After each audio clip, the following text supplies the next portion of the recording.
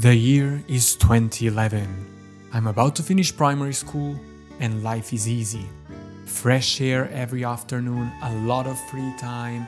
My biggest concerns are my hormones and finding a reason for being late every single day to class. When the bell rings, I can finally run home, turn on my Nintendo DS and...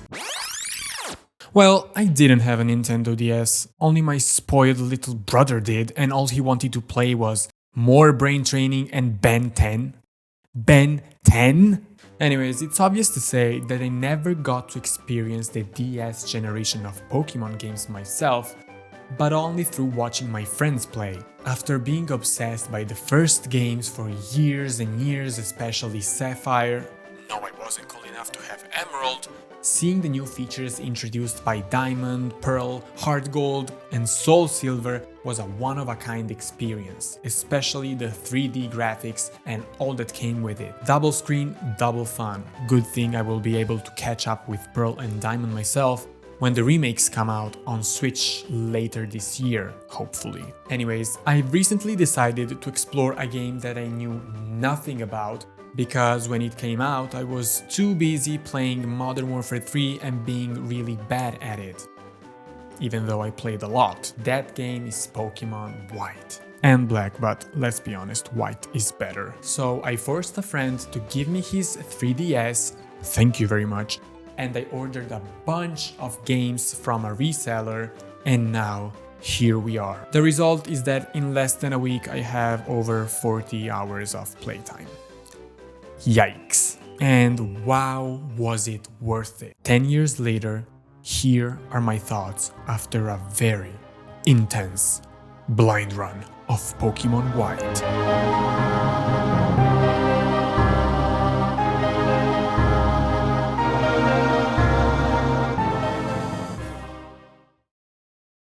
The story is set in Unova, a new region inspired for the first time by a setting far away from Japan, New York and the landmarks of the state.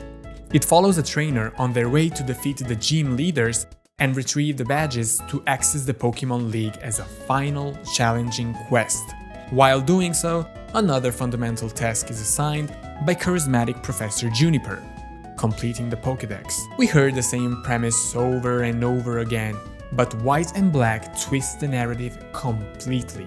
The events of a new threat, Team Plasma, and the player are intertwined from beginning to end. You are not just trying to defeat the champion, reach eternal glory, while also fighting bad Team Plasma on the side.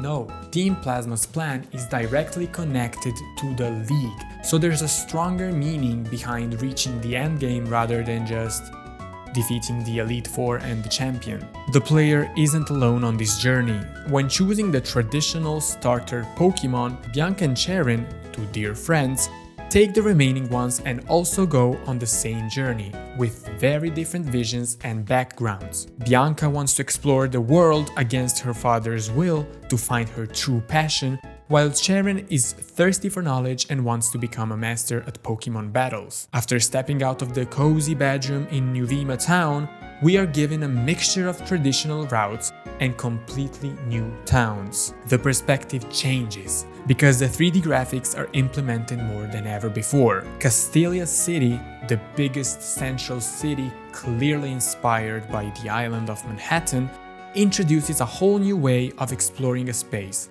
through different points of view. Massive bridges connect towns and the camera angle moves while crossing them. I'm not a huge fan of the rendering system, especially when the camera moves a lot. It's almost like the world shatters and repairs itself constantly. But it gives an updated look to a world that we were previously used to see only through a fixed, overlooking eye. Over the course of the story, we get to know each character better and better. Bianca is very protective towards the player, while also putting him up to test. Cheren explores the region more and more and engages in battles many times. He's also constantly thirsty for knowledge and is never scared to solve a mystery. I am not going to summarize the whole story, but rather focus on its strong features. In previous titles, the journey was quite solitary. you encounter your rival many times, you have battles with NPCs, you defeat gym leaders, but in general, it is a lonely journey. Here, it's group work. Besides the two friends, each gym leader is also involved in discovering Team Plasma's secrets and has a polarizing personality. Lenora, for example, is the director of the museum where her gym is located and deals with minerals and fossils. Clay is a businessman but is the first one to help when someone is in need. Elisa is a famous model, but this doesn't stop her from running the Nimbaza gym, filled with neon lights and roller coasters, and so many more. But what makes Pokémon White special is Team Plasma. It's tough to write an interesting enemy after so many teams in the past seeking power and control over the Pokémon world. It's not impossible though. The almost childish evil plan becomes, for the first time, a proper philosophical debate. Some members of the team follow orders without questioning the nature of their actions. Others still have doubts about Getsy's and N's ideas. And the mysterious green-haired leader is one of the greatest characters I've seen in a long time. Gifted with the ability to understand what Pokémon are saying, he introduces a subject that was blindly ignored for so many years, both in the fictional universe but also in our world. The relationship between Pokémon and humans. Are the creatures caged in Pokéballs and forced to fight for their owners?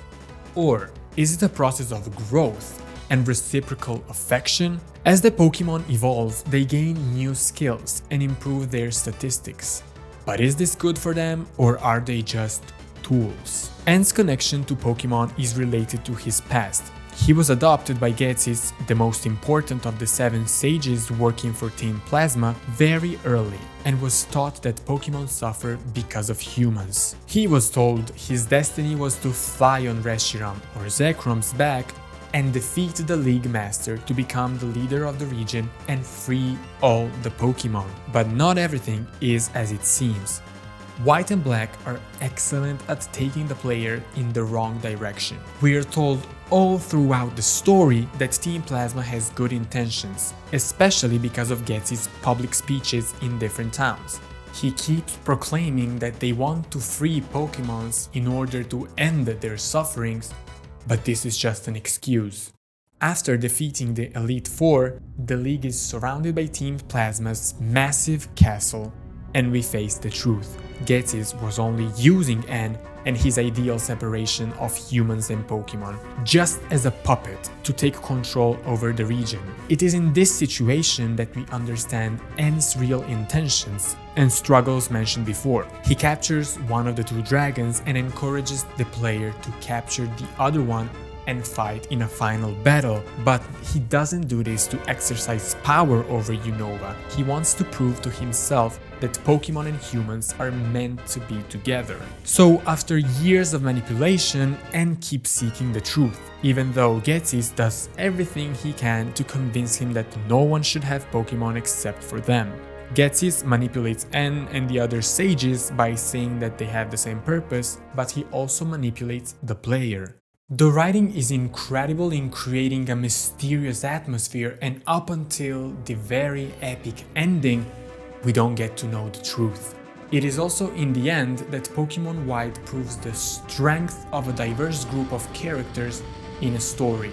All the gym leaders come together to fight Team Plasma, and Getsis is locked away by Nardo, the league champion, and Cheren. When the end credits started rolling, I couldn't believe how strong the impact of a game narrated only through text and game design can be, even after all these years. Entering N's colorful playroom in the middle of a grey castle while the music changes is a perfect representation of this power. But wait. Because it's not over.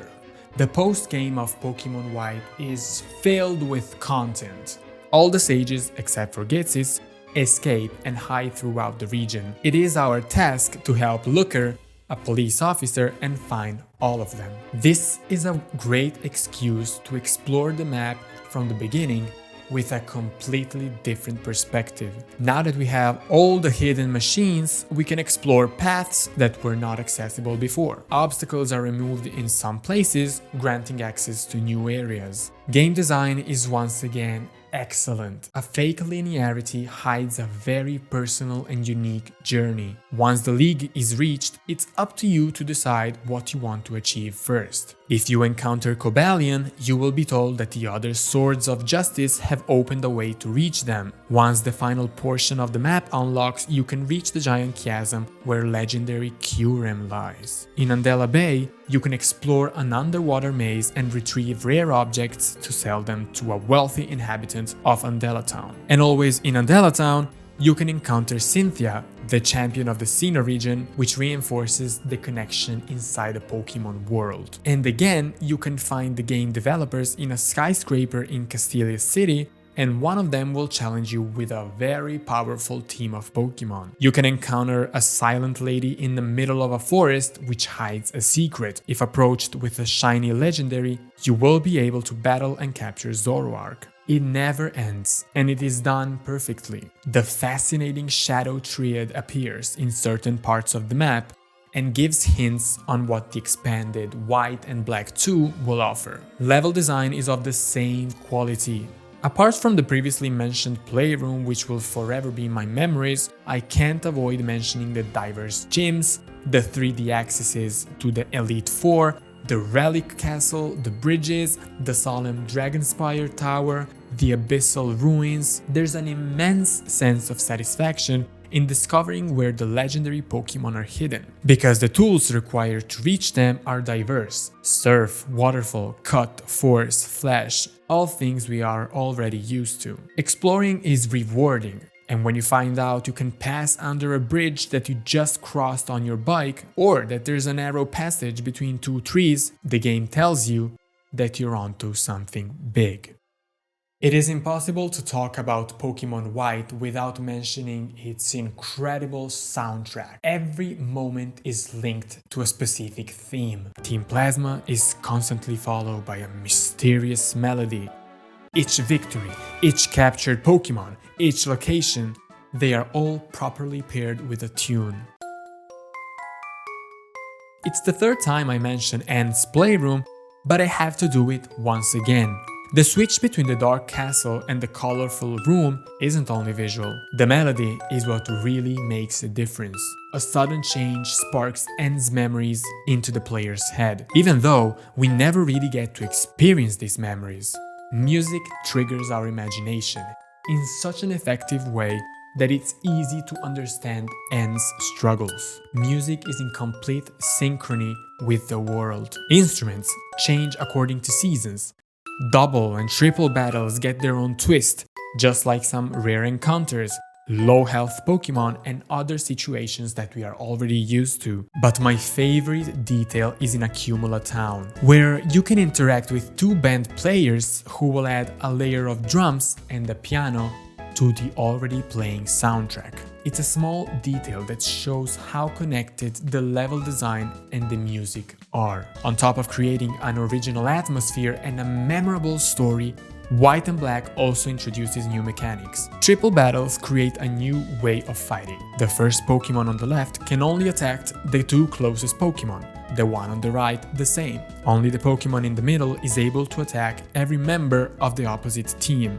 But there's also rotational battles, a season system, new events, time-specific experiences, for example the boat in the city, the Pokémon musical where you get to dress your Pokémon and star in a show. The elites can be battled in any order, leaving the choice to the player. Technical machines are not consumables anymore, thank God. The last topic though is the most important addition, a new generation of Pokémon. I put this subject in the end because my white one was completely blind and I wasn't able to have a complete opinion on the new Pokédex until I did some research post-ending. More like a lot. And found the Pokémon I was interested in. As for the legendaries, Reshiram and especially Zekrom are incredible. Not because of their appearance, they do look amazing though, but because of their backstory. Born during a war in the region from the same dragon, they represent two opposites. Reshiram is yang and Zekrom is yin, and somewhere in the middle, Kyurem, my personal favorite. He is gray, color of Wuji, which is the infinite absence, also represented by his ice type compared to the other two.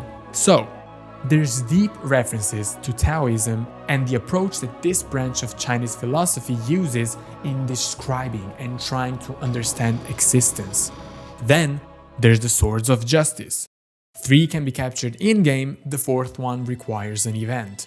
I'm not particularly into them, especially when I compare them to the dragons, but it is interesting to know that they're inspired by the famous musketeers. And then we have the recurring Pokémon. In general, I was very overwhelmed in the beginning because I couldn't find the right balance. But the more I played, the more I realized how many playstyles can be used and how clever the AI can be. While my Pokémon were suffering from Cofagrigus' curse and unable to attack because of the strong defensive strategy that was humiliating, I couldn't stop admiring, once again, how important it is to study stats and relationships between Pokémon types. Overall, this generation is great from a creative point of view, but it does have some type limitations. This is all coming from my point of view, which lacks the knowledge needed to master moves and battles.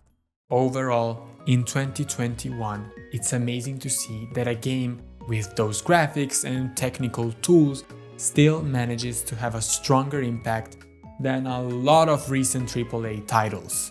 Nintendo has always been on top of the game in creating a strong connection between physical and digital. You have a single save file, a digital save file stuck inside that piece of plastic. You lose that game card, you lose your save file. Something so abstract suddenly becomes extremely concrete, to be preserved with care and attention. The relationship between player and achievements is unique and special. But the thing that surprised me the most is that after all these years, a game like Pokémon White still manages to sparkle the same emotion that the previous games did. On top of that, a one-of-a-kind story adds another layer of excellence to this game. For me, it's like grabbing my Game Boy Advance 15 years ago, looking for sunlight because there was no backlighting on my Game Boy Advance, and starting up Sapphire and exploring for hours a unique world. And now, after obsessively playing this game, there's no doubt that I need to go back to the Pokémon world and explore all the other games.